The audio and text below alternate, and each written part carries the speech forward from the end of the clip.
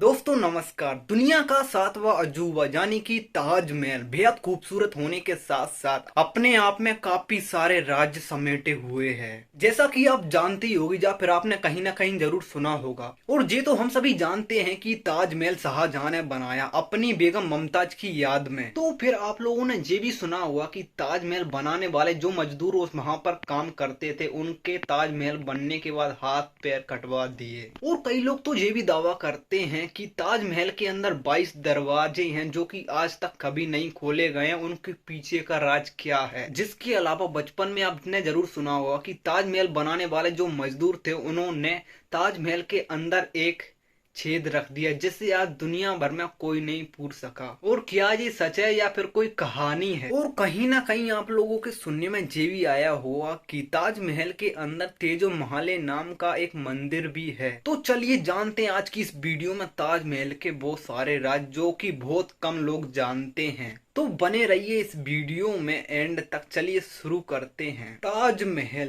दुनिया का सातवां अजूबा। अजूबा अजूबा यानी एक ऐसी चीज जिसके जैसा पूरी दुनिया भर में कोई ना हो या फिर उसके जैसा कोई ना हो, जो सबसे अलग हो, विशाल हो, सुंदर हो या फिर जिसके जैसा कोई और दूसरा हो ही ना सके। जिस चीज को देखने के लिए दुनिया भर के लोग तरसते हों। एक ऐसा अजूबा जिसे दुनिया भर में 7वें नंबर पर रखा हो, जो कि है हमारे भारत के अंदर उत्तर प्रदेश के आगरा जिले में 17 हेक्टेयर क्षेत्र में फैले एक विशाल मुगल उद्यान में जमुना नदी के दाहिने किनारे में स्थित है, जिसे देखने के लिए पूरी दुनिया भर से लोग आते हैं। दिन की बात करूं तो बल्कि हजारों नहीं, कई बार गिनती दिन में लाखों पहुंच जाती है। जब ताजमहल को आप लोग देखने के लिए जाते हो तो स्टार्टिंग में जो एंट्री के सामने हिस्सा जो ताज का दिखाई देता है वो ताजमहल का पिछला हिस्सा होता है। ताजमहल का जो मेन हिस्सा वो नदी के सामने बना हुआ है, जिसे देखने के लिए शाहजहां भी नाव से जाया करते थे। लेकिन बात करते हैं ताजमहल की असली कहानी, जो कि शुरू से इस तरह से है। शाहजहां, ताजमहल से जुड़ा इस शख्स का नाम तो आपने जरूर सुना ही होगा क्योंकि भाई बनवाया ही इसी इंसान ने है। शाहजहां मुगल बादशाह अकबर के पोते और उनके बेटे जहांगीर के पुत्र थे। शाहजहां का जन्म 5 जनवरी सन 1992 में लाहौर में हुआ था। शाहजहां के जन्म के बाद इन्हें हर साल अपने जन्मदिन पर बेशकीमती हीरे जवाहरात और मोती और चांदी सोने से तोला जाता था। शाहजहां का पहले का नाम सियाउद्दीन था। इतिहासकारों के द्वारा बताया जाता कि अहमदनगर के मलिक अंबर के विरुद्ध सफलता के बाद इन्हें खुर्रम नाम दिया गया और अहमदनगर की संधि के बाद जहांगीर ने इसे शाहजहां की उपाधि दी। और शाहजहां का अर्थ है सारे जहां का राजा। चलिए बात करते हैं इस वीडियो में अब शाहजहां और मुमताज महल की स्टोरी कहां से शुरुआत हुई। ये वक्त है 1607 का, जब मुगल बादशाह जहांगीर के सबसे चहीते बेटे खुर्रम का जन्मदिन आगरा में मनाया जा रहा था। इस वक्त वो 15 साल के थे और हर साल की तरह इस साल भी इन्हें सरप्राइज के रूप में हीरे जवाहरात और मोतियों से तोला जा रहा था। इसके अलावा एक और सरप्राइज था राजकुमार के लिए। जहांगीर के एक वकील की बेटी अर्जुमन बेगम बानो से इनका निकाह कर दिया गया। अर्जुमन बेगम बानो बेहद खूबसूरत थी और शाहजहां को पहली नजर में बहुत पसंद आ गईं। जिसके बाद में सन 1612 में इनकी शादी हो गई और बाद में ही इनको मुमताज महल का नाम दिया गया। और मुमताज महल का जन्म 1593 में हुआ था और शादी 1612 में हुई और तभी इनका नाम पड़ा मुमताज महल।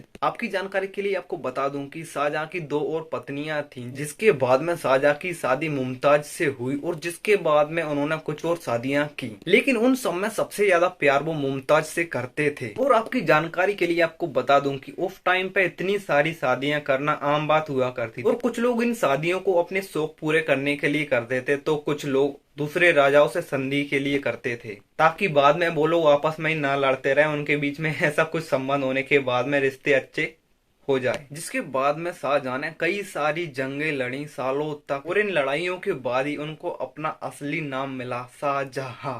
शाहजहां यानी सारे जहां का राजा। इस वक्त मुमताज को भी उन्होंने एक नाम से नवाजा जो कि था इस तरह से मल्लिकाए जहां। शाहजहां की टोटल 6 बीवियां थी, जिनमें से सबसे ज्यादा वक्त वो मुमताज के साथ बिताया करते थे और मुमताज से ही सबसे ज्यादा मोहब्बत करते थे बाकी बीवियों के मुताबिक। ठीक इसी तरह वक्त बीतता गया। काफी वक्त बीतने के बाद सन 1621 में मुगल शहंशाह अचानक चल बसे और इस वक्त तक शाहजहां अपने सभी करीबी लोगों के साथ साथ राज दरबार के और भी सभी लोगों के साथ इतना अच्छा संपर्क बना चुके थे और उस समय काफी डिमांड बढ़ती जा रही थी कि मुगल शहंशाह के चहेते को अब गद्दी सौंप देना चाहिए। इसी के चलते मुगल बादशाह की मृत्यु के 7 साल बाद सन 1628 में शाहजहां को राजगद्दी पर बिठाया गया और शाहजहां के राजा बनने के बाद वहाँ की आवाम काफी ज्यादा खुश हुई, खासकर वहाँ के दरबार के लोग। और जिसके बाद में उन्होंने तेजी के साथ काफी सारी लड़ाइयाँ लड़ी, काफी ज्यादा राज्यों में मुगलिया सल्तनत का झंडा लहराया, पाकिस्तान से लेके अफगानिस्तान तक। वैसे बताया जाता कि सारे फैसले शाहजहां खुद लेता था, लेकिन उनके पीछे पर्दे के पीछे बैठी मुमताज, जिनके साथ में अपनी सारी बातें और सारे फैसले उनके साथ शेयर किया करता था और उनसे सलाह लिया करता था। इसके अलावा शाहजहां जहाँ कहीं भी जाते थे, चाहे मुमताज को अपने साथ ले जाया करते थे या फिर मुमताज भी उनके साथ जाया करती थी। और इन दोनों के बीच काफी ज्यादा प्यार था। आपको तो पता ही हुआ कि बाकी बीवियों से जहाँ शाहजहां के एक एक बच्चा जन्मा, वहीं मुमताज से 14 बच्चे जन्मे थे। और बताया जाता है कि 14 में से आधे बच्चे तो उनके जन्म लेते ही मर गए थे, पता नहीं क्या वजह रही होगी। जिसके बाद में धीरे धीरे करके कुछ वक्त बीता। शाहजहां ने इस वक्त काफी सारी लड़ाइयां लड़ी और उन सब में फतेह हासिल की। और शाहजहां लड़ता गया और कई लड़ाइयां जीतता गया और काफी ज्यादा खुश होता गया। लेकिन दुख के बादल इस बीच छाने वाले थे। ये वक्त था सन 1631 का, जब उनकी सबसे चहीती बेगम मुमताज अपने 14वें बच्चे को जन्म देते वक्त लेबर पेन की वजह से उनकी मौत हो गई। और उनकी 14वीं संतान एक लड़की थी, जिसका बाद में चलकर नाम गोरा बेगम रखा गया। राजा महाराजाओं के जमाने के बच्चे को जन्म देने के बाद माँ की मौत की इस तरह की एक और बड़ी कहानी है। इतिहास में एक बड़ी घटना है कि जब अफजल खान अपने बड़े लश्कर के साथ छत्रपति शिवाजी पर कूच कर रहा था, उस समय शिवाजी की पहली पत्नी सई की भी इस तरह जान चली गई थी। शिवाजी का इस बात का बेहद दुख हुआ, लेकिन उनके सामने इससे भी बड़ी स्वराज्य की चुनौती सामने थी। उन्होंने अपने आप को संभाला और आगे चल के इतिहास रचा। और यह कहानी आगे कभी और सुनेंगे। अभी अपनी स्टोरी पर वापस आते हैं। एक तरफ शाहजहां दरबार में अपनी लड़ाई की जीत का जश्न मना रहा था, तभी मुमताज के बारे में यह खबर उन्होंने सुनी। इस वक्त शाहजहां की पहली मोहब्बत और उनकी सबसे प्रिय पत्नी दुनिया से जा चुकी थी। और यह खबर सुनने के बाद वह टूटकर पूरी तरह से बिखरने लगे। और इस घटना के बाद मानो जैसे सारी मुगलिया सल्तनत पर दुखों के बादल छा गए हो। और इस दुख का असर शाहजहां पर इतना हुआ कि उन्होंने अगले 8 दिनों तक खाना नहीं खाया। लोगों ने उन्हें बहुत समझाया, लेकिन ना किसी की सुनी, ना किसी की एक चली। इतिहासकार बताते हैं कि शाहजहां अपनी बेगम मुमताज से बेपनाह मोहब्बत करते थे और मुमताज ने मरने से पहले अपनी एक आखिरी ख्वाहिश की थी। वो चाहती थी कि उनकी कब्र दुनिया की सबसे खूबसूरत मकबरे में बने। वो एक तरह से सदमे में चले गए। काफी महीनों तक ऐसे पड़े रहे, ना किसी से ज्यादा बातचीत,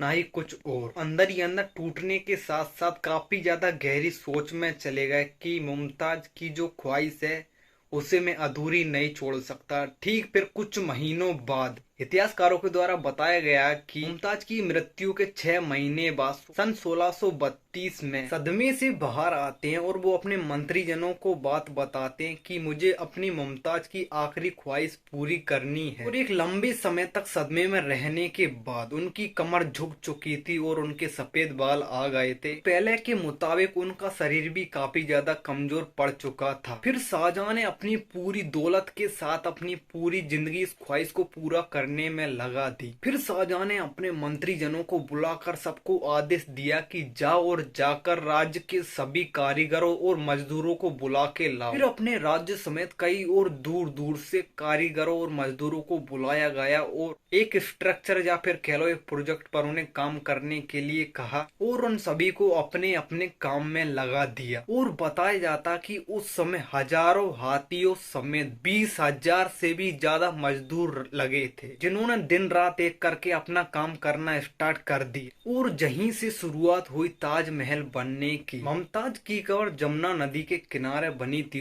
और शाहजहां वहीं पर दुनिया का सबसे खूबसूरत मकबरा बनाना चाहते थे। और जमुना नदी के किनारे एक ऐसी चीज बनना पॉसिबल नहीं थी, लेकिन मजदूरों और कारीगरों के लिए शाहजहां का हुक्म सराखों पर था। मजदूरों और कारीगरों को अपने राजा के हुक्म के साथ साथ उन्हें खुश भी करना था। और मुगल इंजीनियरों के कहने के बाद मजदूरों ने जमुना नदी के किनारे काफी सारे गहरे कुएं खोदे, जिसके बाद उन कुओं में पत्थर ईंट के साथ में खास तरह की लकड़ी डाली गई, जो लकड़ी को पानी के संपर्क में आने के बाद उसे काफी ज्यादा मजबूती मिली। और उन कुओं को भरने के बाद भी वहां पर काफी ज्यादा काम चला। भरने के बाद में उनके ऊपर बीम और खम्भे पत्थर के बनाए गए और उन बीमों को पूरी तरह से ऊंचाई तक भर दिया गया, जहाँ तक जमुना नदी का पानी पहुंच ना सके। और उन बीमों को चबूतरे के सेक के आकार का बनाया गया। जितनी जगह में मकबरा बनना था सबको समतल बराबर भर दिया, जिसके बाद में उसके ऊपर काम करना था एक मकबरे बनने का, यानी एक बिल्डिंग को खड़ा करना था। बस यहाँ तक सब कुछ कंप्लीट था और अब इस पे बनना था दुनिया का सबसे खूबसूरत मकबरा, जिसके लिए इतिहासकारों ने बताया है कि मकबरे का डिजाइन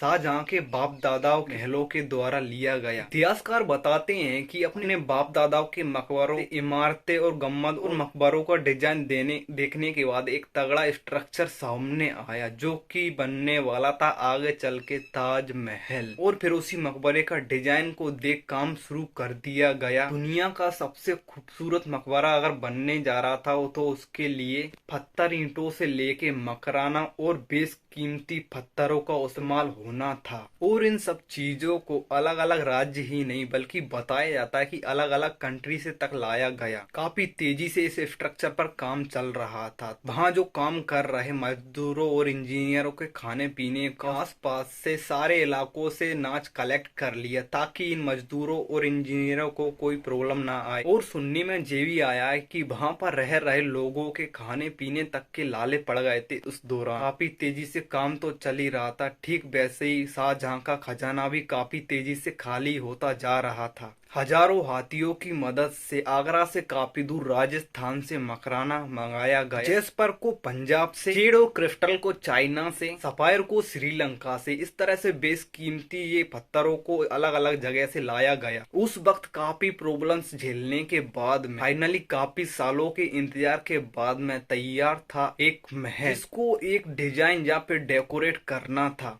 और इन लाए गए दूर दूर से बेशकीमती पत्थरों को अलग अलग डिजाइनों का आकार देकर ताजमहल के अंदर चुनवाया गया। 20 सालों की मेहनत के बाद तैयार था दुनिया का सबसे खूबसूरत मकबरा, जिसे बनाया गया मुमताज महल की याद में। स्टार्टिंग में इसका नाम मुमताज महल रखा गया, लेकिन बनने के बाद में इसका महल मुमताज के ही नाम पर ताजमहल कर दिया गया। ताजमहल बनने के बाद में बताया जाता है कि, और आप लोगों ने भी सुना होगा कि ताजमहल में जो मजदूर काम कर रहे थे कम से कम 20 से 22 हजार लोगों के शाहजहां ने हाथ कटवा दिए, यह सोचकर कि दुनिया में इस तरह की चीज कोई और कभी और नहीं बना सके, इसलिए उन लोगों के हाथ पैर कटवा दिए। पर आप लोगों को बता दूं कि ये झूठ है या फिर कह लो एक अफवाह है। ताजमहल के अंदर जितने भी मजदूर काम कर रहे थे, शाहजहां ने उनसे एक वादा लिया कि तुम आजीवन काम नहीं करोगे, तुमको अपना वेतन जिंदगी भर मिलता रहेगा।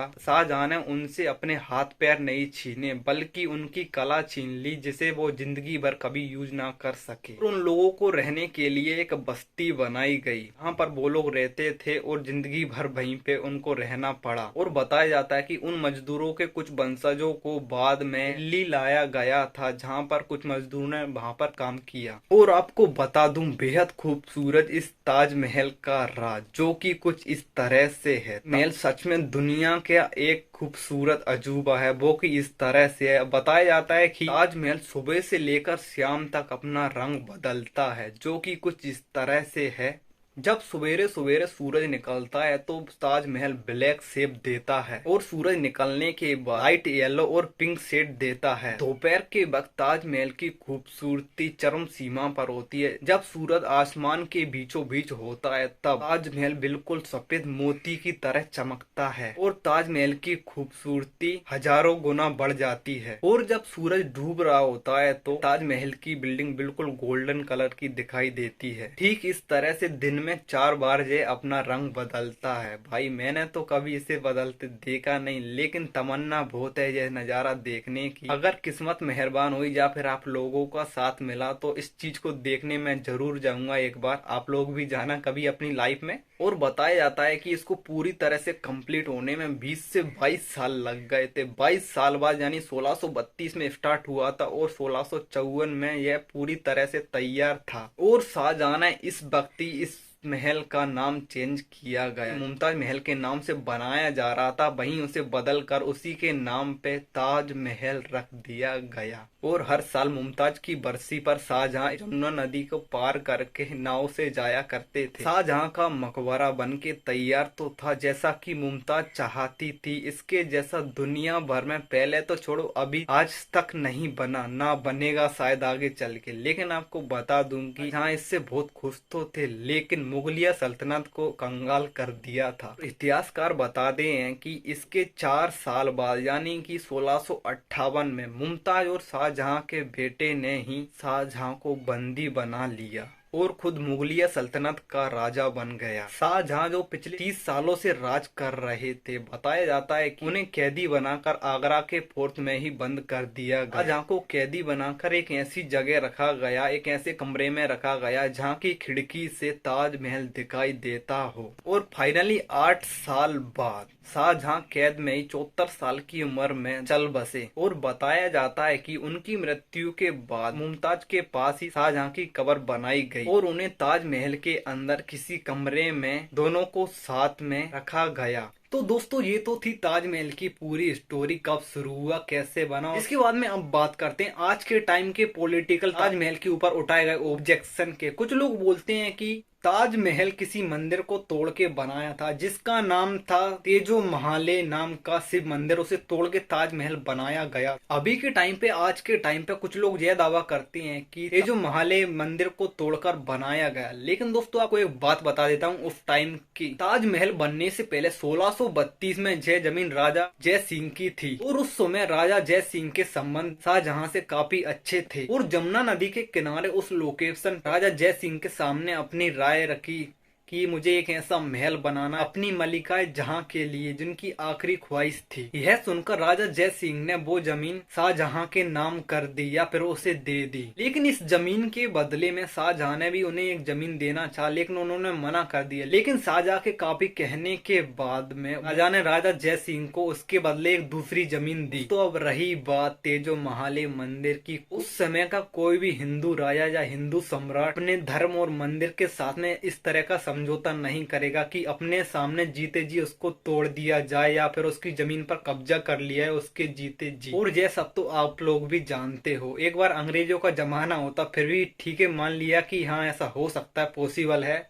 लेकिन उस समय ये नामुमकिन था। तो तेजो महाले वाले मंदिर वाली बात यह पूरी तरह से सही नहीं है। हाँ रही बात, अगर आप लोग गूगल पे ये सर्च करते हो कि ताजमहल का पुराना नाम तेजो महाले नाम जरूर आएगा। तो दोस्तों यार अब बात करते हैं ताजमहल के वो फैक्ट जिसे शायद बहुत ही कम लोग जानते होंगे। तो सबसे पहला यह है, आज के इस वक्त में अगर देखा जाए तो ताजमहल का रंग हल्का पीला पड़ता जा रहा है वहाँ के पोल्यूशन की वजह से। इसलिए वहाँ पर चलने वाली गाड़ियों पर ज्यादा पोल्यूशन रहित बनाया जा रहा है और सीएनजी का भी उपयोग किया जा रहा है। जिसके बाद में आपको तो पता ही हुआ कि वहां से प्लेन नहीं गुजर सकता, इसकी परमिशन नहीं है। ताजमहल बनने का काम 1632 में शुरू हुआ था, वह पूरा बनकर तैयार 1653 में हुआ। टोटल इसको बनाने में 22 साल लग गए, जहाँ की 20 से 22 हजार मजदूरों को इसमें हाथ था। जिसके बाद में इसे बनाने के लिए उस टाइम पर एक मोटी रकम थी, जो कि आज के टाइम पर अगर जोड़ा जाए तो 1632 के समय पर, उस समय अगर आज के हिसाब से पैसों का हिसाब लिया जाए तो कम से कम 3 करोड़ 20 लाख से भी ज्यादा रुपए लगे थे। और जिसके बाद में बात आती ताजमहल के आसपास जो दीवारें आपको देखने को मिलती हैं जिन्हें इमारतें बोला जाता है, दरअसल अब वो दिखती सीधी हैं लेकिन उन्हें टेढ़ा बनाया गया है, तिरछा, ताकि भविष्य में अगर कोई भी भूकंप या कोई भी इस तरह की आपदा आए तो वो ताजमहल के ऊपर ना गिरे बल्कि साइड में गिर जाए और ताजमहल सुरक्षित रहे। इमारतों का क्या है, इमारतें तो फिर बन जाएंगी। एक कारण यह भी है कि वहां पर मुमताज की कब्र और शाहजहां की कब्र को भी बाद में साथ में रखा गया और मुझे लगता है कि मकबरे से ज्यादा वहां पर कब्रों की परवाह होगी और उन्हें पहले से पता था कि जहाँ पर कब्रें रखी जाएंगी, इसलिए उन्होंने इमारतों को तिरछा बनाया, पहले से ही सोच के रखा था। ताजमहल को लेकर आजकल की पॉलिटिक्स में तो नहीं घुसेंगे क्योंकि अगर मैं उसे तो वीडियो और ज्यादा बढ़ेगा, पहले ही बहुत बड़ा हो चुका है। लेकिन जहाँ तेजो महाले मंदिर का सवाल आता है और गूगल भी ताजमहल का पुराना नाम तेजा महाले बताता है, ताजमहल के अंदर भी कुछ कलाकृतियां फूलों के रूप में, चाहे फिर वो कमल का फूल हुआ या फिर धतूरे का डिजाइन, इसके अलावा कुछ और ऐसी चीजें हैं जिनका दावा किया जा सकता है कि हाँ वास्तव में ऐसा हो सकता है। क्योंकि आप सब भी जानते हो कि शाहजहां एक कट्टर इस्लामिक शासक था, वो ऐसा कभी नहीं चाहेगा कि हिंदुओं से रिलेटेड ताजमहल के अंदर कुछ भी बनाया जाए। और जिसके बाद आपको यह भी पता है राम मंदिर को तोड़कर बाबरी मस्जिद, जिसके बाद में ज्ञान वापी का भी यही सवाल था, यह सब देखकर भी शक पैदा किया जा सकता है। तो इनको थोड़ा साइड में रख के फिर कभी बात करेंगे किसी और वीडियो में। वापस स्टोरी पर आते हैं। इन सब के अलावा ताजमहल को लेकर एक और इंटरेस्टिंग फैक्ट है दोस्तों, आप सभी को पता होगा कि कुतुब मीनार भारत की सबसे ऊंची मीनार है, लेकिन आपको यह जानकर हैरानी होगी कि मीनार से भी ऊंची मीनार ताजमहल की है। कुतुब मीनार की ऊंचाई 72.5 मीटर है, वहीं ताजमहल की 73। इसके अलावा एक और खुफिया राज सामने आता है जिसका जिक्र मैं वीडियो में पहले भी कर चुका हूँ। ताजमहल के अंदर एक ऐसी खुफिया जगह या फिर एक ऐसा खुफिया दरवाजा है जिसे हमेशा के लिए बंद कर दिया गया। उसके पीछे क्या है, उसके पीछे का राज। और लोग सबसे ज्यादा दावा 3 चीजों का ही करते हैं जो कि कुछ इस तरह से है। नंबर 1, मुमताज और शाहजहां से जुड़ी कुछ चीजें हो सकती हैं या फिर कुछ भी हो सकता है, उनसे जुड़ी कुछ निशानियां या फिर उनकी कुछ फेवरेट चीजें, जिसके अलावा शिव मंदिर से रिलेटेड कुछ भी हो सकता है। और नंबर 3, कुछ लोग यह भी दावा करते हैं कि उसके पीछे बेशकीमती खजाना हो सकता है उस समय का, लेकिन हम सब ऐसा सिर्फ अनुमान लगा सकते हैं। असल में किसी को नहीं पता कि उसके पीछे क्या है, क्या राज है। और ताजमहल को बनाने को लेकर उस्ताद अहमद लाहौरी का काफी बड़ा हाथ रहा है। और एक इंटरेस्टिंग और फनी फैक्ट बताऊं आपको ताजमहल को लेकर, एक और कमाल का फैक्ट जिसे सुन आपके रोंगटे शायद खड़े हो जाए। पीसी जादूगर ने एक बार ताजमहल को 8 से 10 सेकंड के लिए गायब ही कर दिया था। और कई लोग बताते हैं कि पास्ट में ताजमहल कई बार डिस्ट्रॉय होने से भी बचा है। वर्ल्ड वॉर के दौरान जब भारत में ब्रिटिश शासन का राज्य हुआ करता था, उस समय ब्रिटिश सरकार दावा करती है कि लोग बताते हैं कि जर्मनी और जापान मिलकर ताजमहल पर बम बरसाने वाले हैं। इसके लिए उन्होंने घास फूस से ताजमहल को ही ढक दिया। और दूसरी बार यह मामला तब सामने आया जब 1971 में भारत पाकिस्तान के बीच युद्ध चल रहा था। उस समय दावा किया जाता है कि ये खबर ऐसी मिली थी कि अगर पाकिस्तान ताजमहल को टारगेट बनाने वाला है, रात में ताजमहल चंद्रमा की रोशनी से चमकता है, इस कारण उसे ब्लैक चादर से ढक दिया गया था। तो दोस्तों यार, ये तो थी ताजमहल से जुड़ी बातें और कई सारे राज। आपको वीडियो के अंदर कौन सा हिस्सा इंटरेस्टिंग लगा कमेंट करना और चैनल को सब्सक्राइब करना इसी तरह की वीडियोस आगे देखने के लिए। बहुत बहुत धन्यवाद जहां तक वीडियो देखने के लिए। जल्द मिलेंगे नेक्स्ट वीडियो में, तब तक सब्सक्राइब करना ना भूलना।